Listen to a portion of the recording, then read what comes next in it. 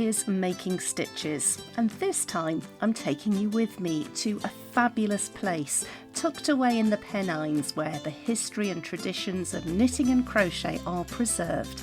The Knitting and Crochet Guild collection. Such a treasure trove of social history, not just the patterns themselves and the style of clothing that people were wearing, but the framing of the photographs of the models, whether they've got a pipe or cigarettes or a car. And you can absolutely see that you can see exactly what level of aspiration was being targeted, and as things came into fashion and as things came into everyday life and then disappeared. Yeah, there's even one spinner that had a fashion consultant who was called Lady Georgiana, somebody or other. Oh, wow. And she was pictured on the front of the knitting pattern with a little quote saying, Lady Georgiana recommends wearing this delightful whatever it was to your afternoon tea. There's just so, as Isobel says, so much social history there. It's just so rich in it.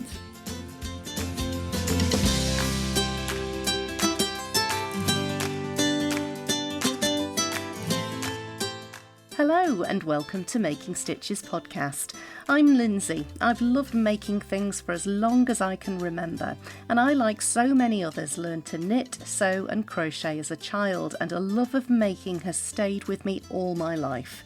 I also love to hear people's stories, so Making Stitches podcast allows me to chat to fascinating creative people and to share their stories with you. This time we're heading to Slaithwaite, or Slaithwaite as it's also known, a town nestled in the hills of West Yorkshire a few miles outside of Huddersfield, where the Knitting and Crochet Guild holds its collection.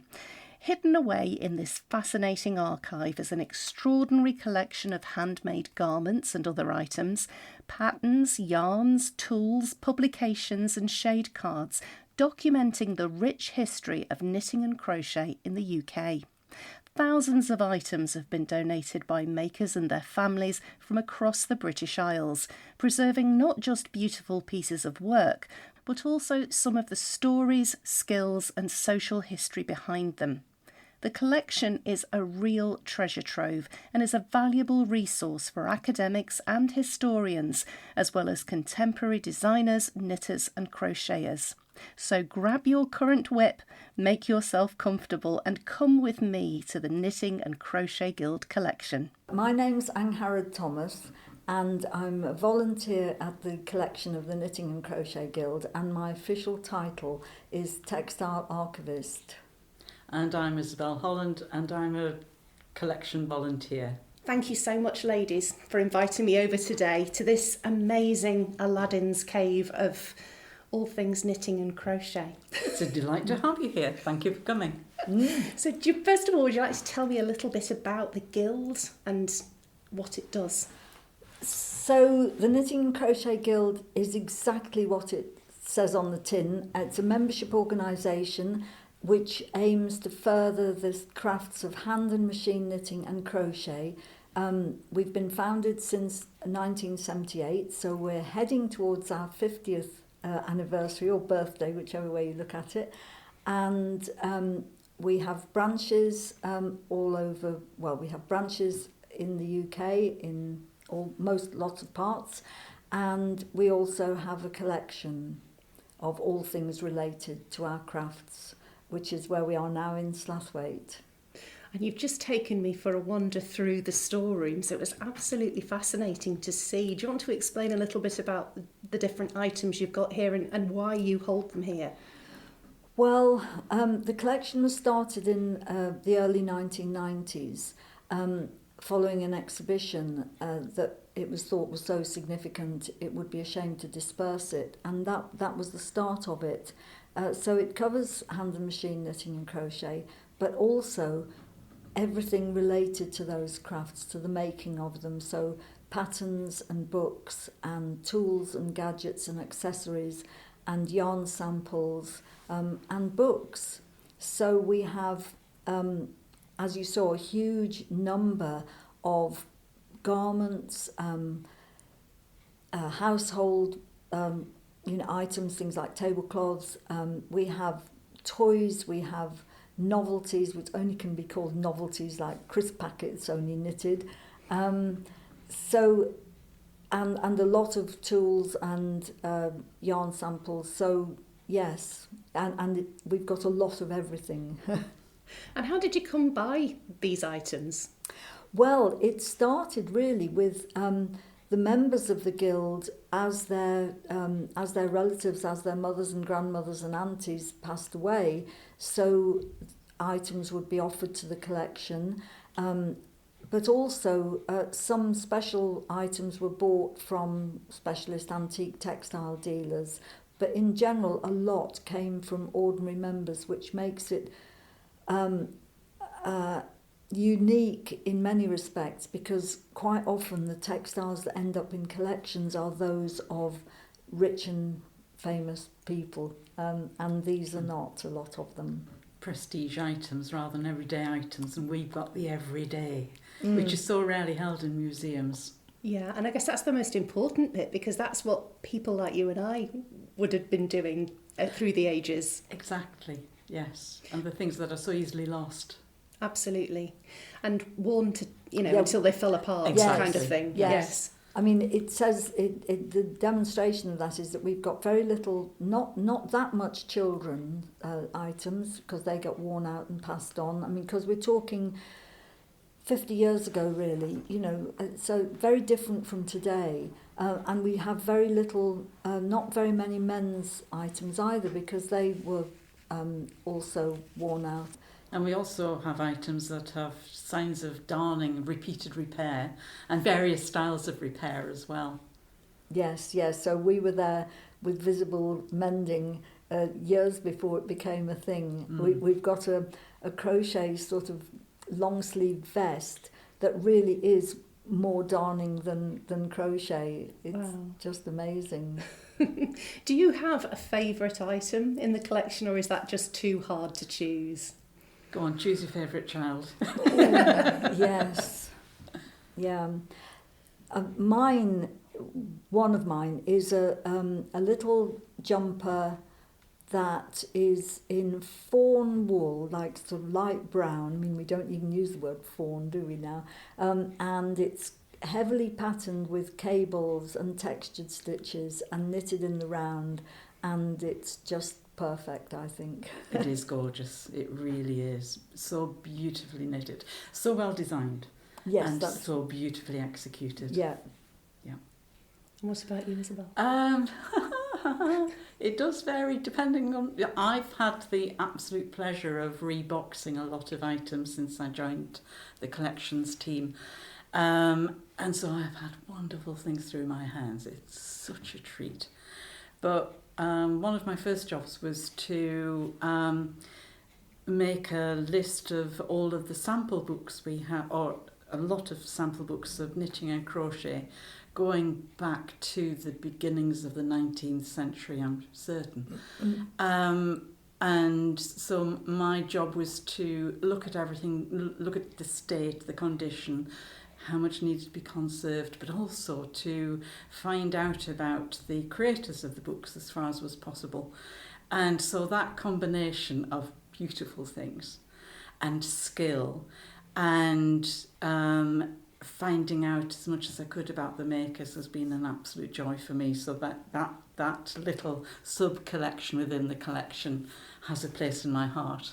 I can well imagine, because when you actually hear the stories of the people who've made it, it just kind of resonates. It connects you with the past. It connects you with the people whose hands created these items. And why they were created. We have a couple of books, and the person who created the samples has written sold beside some of them. And so obviously she was at least supplementing her living by selling crocheted items. And you just want to know more about that woman's life. Another collection volunteer, Barbara Smith, did some research, and I did some research into that person. We've got her down to a place, but this sounds familiar, doesn't it? Not quite one person. It could be one of two people who were living in that area at that time. And you just so tantalising. Yeah, close but not quite. Absolutely, absolutely. So people, please put your name on your notebooks, record what you've done so that future people can be enthralled rather than mystified. It's a classic woman thing, isn't it, of not naming. Yeah. Not putting your name on things. It's like always being the person who's taking the photos rather than being in the photos yourself. Absolutely. Kind of thing. Yes, absolutely. Yes. And being modest. Indeed. Yeah. So it sounds like there's a lot of detective work that goes on in this line of Yes, your there is. organisation, what you're doing. Absolutely. Yes. Yeah, lots. Mm. Yeah, there's so much to find out, and we've got a student coming in a few weeks to look at conservation of crochet as part of a university course, and we have university students on placement when we can. So we're just thrilled to think that people will come here and study what we've got and find out more about it and enjoy looking at the items as well. So yeah, definitely. Now, just before we turned the microphone on, we were talking about the fact that you have this incredible collection of knitting and crochet patterns, and you were saying it's the largest collection, you believe, in the English-speaking world? Well, yes, we think so, because we were given the archive of Peytons, who had been taken over by Coates by then in 2014. We already had, they were a major publisher of knitting patterns. I mean, they're still a name in the knitting world. And we got more or less their entire archive, both in hard copy and digital, to add to a very extensive archive that we had already. So as far as we know, we are out there with, in terms of numbers. It's hard to tell. I mean, I know other libraries where you might expect there to be quite a lot of knitting, like the women's, I think there's a women's library at LSE in London. They've hardly got anything, they've got more personal papers and things. But yeah. Oh, fascinating. And to think that it's here, Yeah. tucked away Thanks, in the Mabel. Pennines. Yes, all in its boxes, all in numerical order with the name of the spinner on the outside, yeah. And listed, And there's such a treasure trove of social history, not just the patterns themselves and the style of clothing that people were wearing, but the framing of the photographs of the models, whether they've got a pipe or cigarettes or a car. And you can absolutely see that, you can see exactly what level of aspiration was being targeted, and as things came into fashion and as things came into everyday life and then disappeared. Yeah, there's even one spinner that had a fashion consultant who was called Lady Georgiana, somebody or other. Oh, wow. And she was pictured on the front of the knitting pattern with a little quote saying, Lady Georgiana recommends wearing this delightful whatever it was to your afternoon tea. So there's just so, as Isobel says, so much social history there. It's just so rich in it. How incredible. And your members can access these patterns then? Yes. We've got an area of the website that if you're a member you can log into, and then you can browse the patterns, and some of them are scanned, and quite a lot of the sort of booklet type patterns are scanned, and you just download them there and then. But if there's a particular pattern and it's not a download, then you drop a line to Barbara and she gets it organised. Provided they're out of copyright, obviously. Indeed. Yes, we're very, very strict about that. I mean, it's a minefield, but we. That's fantastic. But what a resource to have. That's incredible. Huge. If you're a vintage knitting fan, then, it's an absolute goldmine. Yeah. And you were saying before that some of the patterns don't even have photographs, the very old ones, or even diagrams. It's just literally words and numbers. Yes, So it's a bit of a mystery. Yes, the magazines from the sort of late 19th century, early 20th century, they'll have a picture maybe illustrating the corner of a tablecloth or something, and then you get to the instructions and it's just page after page of written down, row 968, and just amazing how people did it. I think you might need a little notepad and a pencil to remember to tick it off as you get down each row. You might have to, yes. Yes. Want to lose your place. Absolutely not, no. And that you were showing me before as well, that beautiful sample book of the filet crochet, which is just, it's like lace, isn't it? So many intricate different patterns that this one person had collated.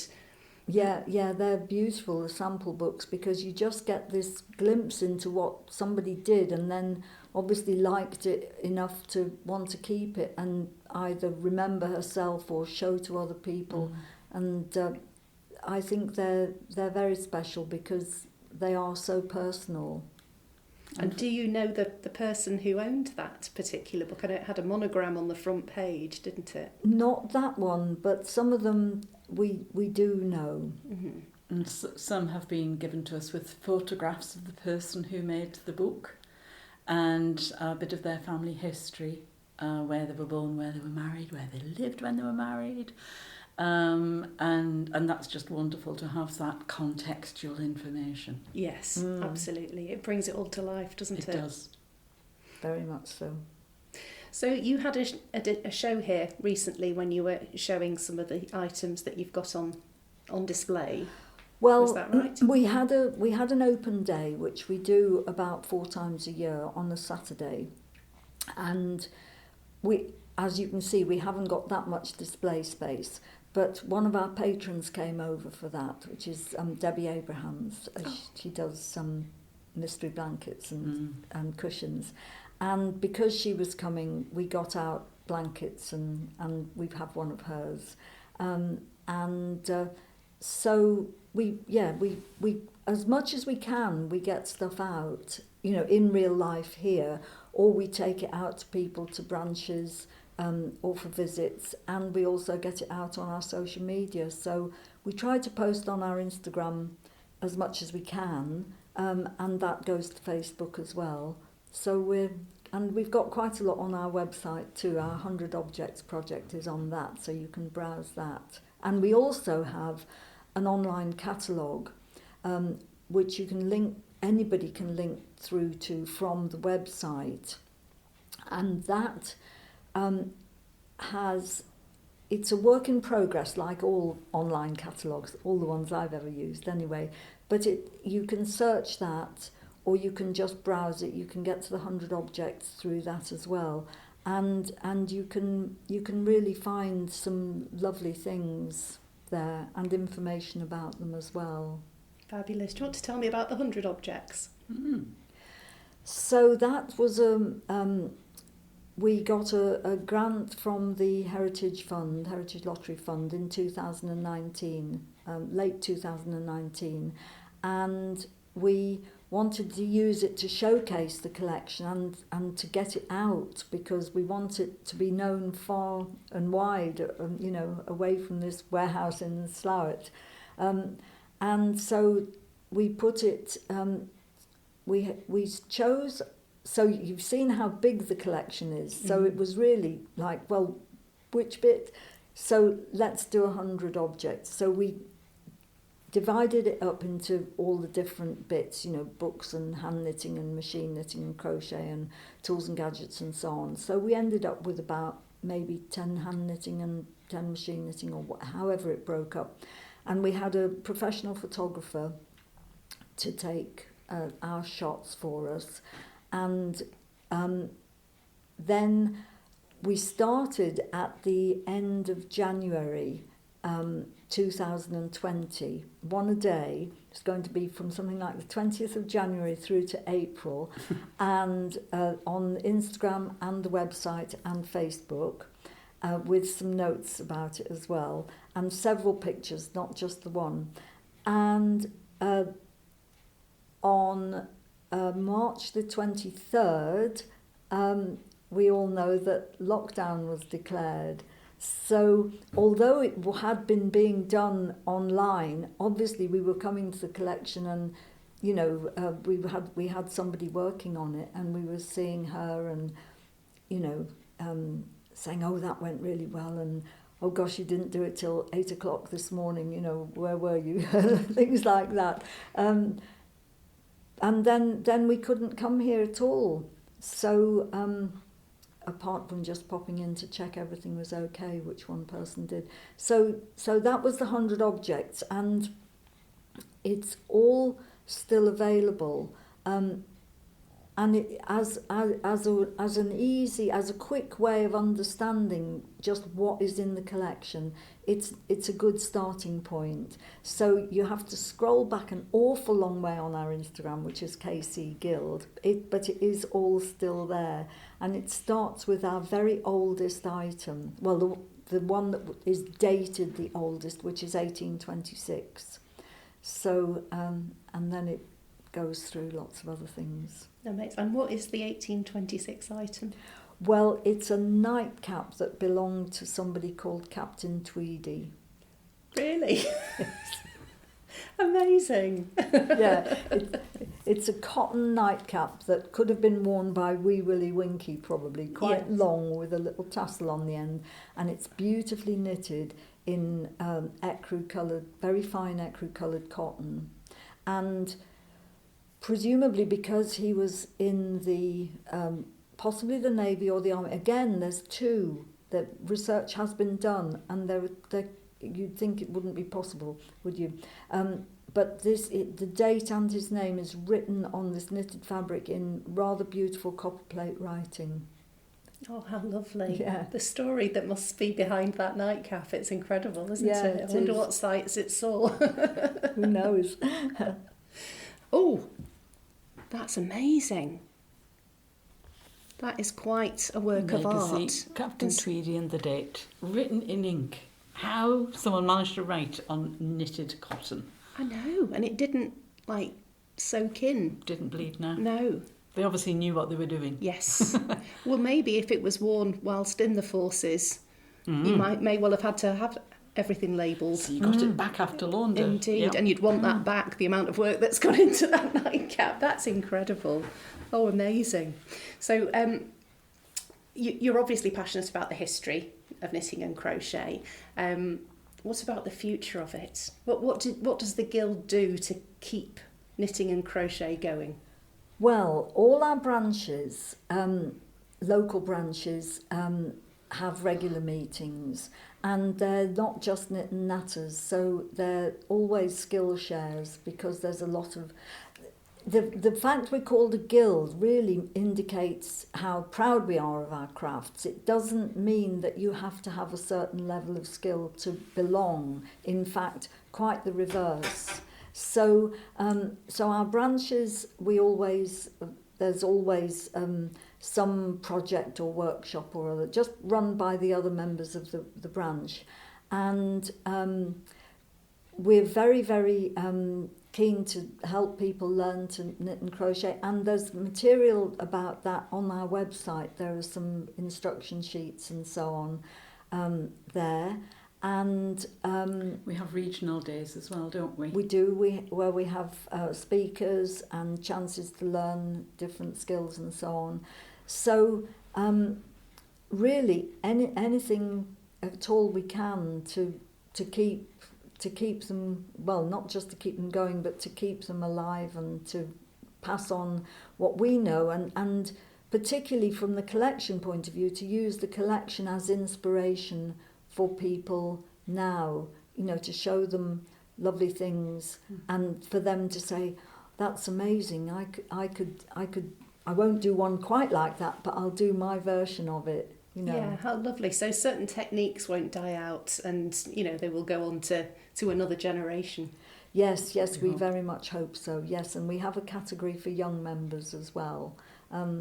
So yeah, we're very, very keen. We had a display a few years ago that was called Passing on the Passion, and it had several different figures standing doing their knitting or crochet, and a huge ball of red yarn that went from one to the other, and they started in about historical and got more and more modern, so showing how we've passed on the passion.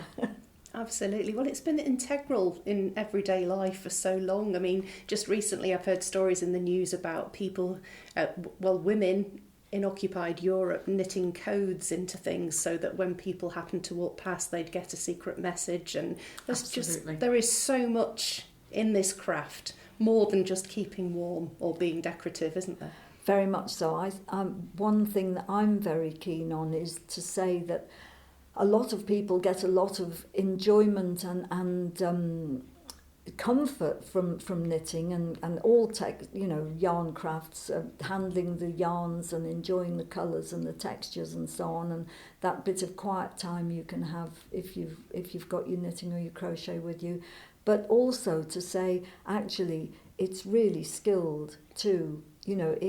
It isn't always relaxing. If you're doing something complicated and fine and that's going to become perhaps an heirloom or something that people are going to always want to treasure something that somebody's made, but there's a lot of skill in it as well, and I think we should recognise that in what we do. Absolutely, absolutely. And I believe, Isobel, you're on the cusp of releasing a podcast. We are, yes, a new venture. We really want to share what we have with as many people as possible. Not just to raise awareness of the fact that the Knitting and Crochet Guild exists and is very welcoming, but that this wonderful collection exists. And so Angharad and I have been working on the very first episode, haven't we? Yes. Which is basically an introduction to the Guild and the collection. And we have ideas for future podcasts as well. Angharad's looking at me going, have we? Yes, we have, Angharad. I'm not allowed to speak.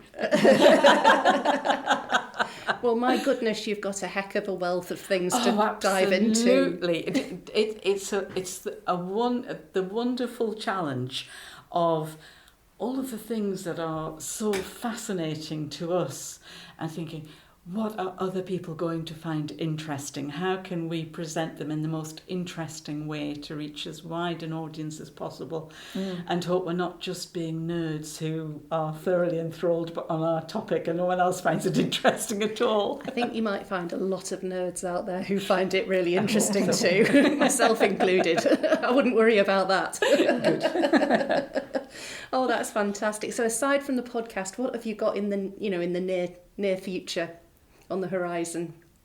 Oh well, we've got a visit from a local branch quite soon. We've got our research student coming to visit.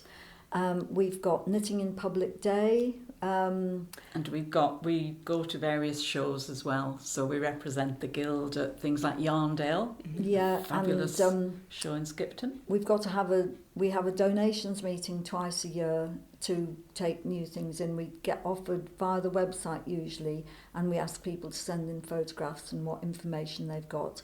And then if we think we might want it, we ask them to send it in. So we've got one of those coming up quite soon. Convention. So we've got convention. Our convention is sold out, tickets only went on sale a week ago. That's near Nottingham in early September. We've got 3 fabulous keynote speakers. And various workshops. Lots of workshops. It's the AGM, our annual AGM, but also a chance to get together and learn and talk and share. And catch up, yeah. Yes. So, and then the autumn's always busy with, we usually do a trunk show and talk for an American group, and we're busy. Yeah, it sounds a bit like you are. Do you have time to knit and crochet yourselves amongst it all? That's the question. I'm busy knitting a jumper I want to wear at convention. Oh, you've got a deadline. You'll manage it, I'm sure. That sounds a bit like the Rhinebeck jumper, doesn't it?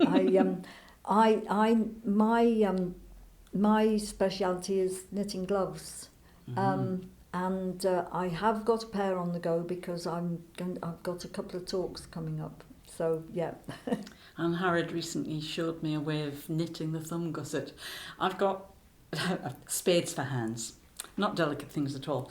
And I frequently find that gloves are too tight across. They don't allow my thumb to move as freely as it wants. And Angharad showed me a wonderful way of creating a thumb gusset that gives me full flexibility. What it is to sit next to an expert. Indeed, and have the skills to be able to bespoke create something that just fits you perfectly. Absolutely. Which is one of the luxuries of being able to make things, isn't it, really? That's right. It's one of the founding principles of actually wanting something that fits. Yeah. Well, ladies, thank you so much for your time today. It's been absolutely fascinating having a look around your amazing treasure trove of things. It's been absolutely brilliant. So thank you very much for having me. You're very welcome. We always love showing people around our treasure, don't we? Yes, you can do come back any time. I'd love to. We're not dragons. We don't want to just keep it to ourselves. We want to share it with as many people as possible. My thanks again to Angharad and Isobel for showing me around the amazing collection. You can find out more about the collection, including when their open days are on, so you can actually go and visit it for yourself, and the information is over on the Knitting and Crochet Guild website. You can find a link to that in the show notes for this episode. And thank you to you two for listening. That's all for this time, but I'll be back again in 2 weeks' time with more creative chat. If you enjoyed listening to this episode, please share it with anyone else who you think might like to hear it too. And to make sure you don't miss out on the next episode when it arrives, make sure you're following Making Stitches podcast on social media and on your favourite podcast app. Until next time though, thanks again for listening, take care of yourself and enjoy your crafting.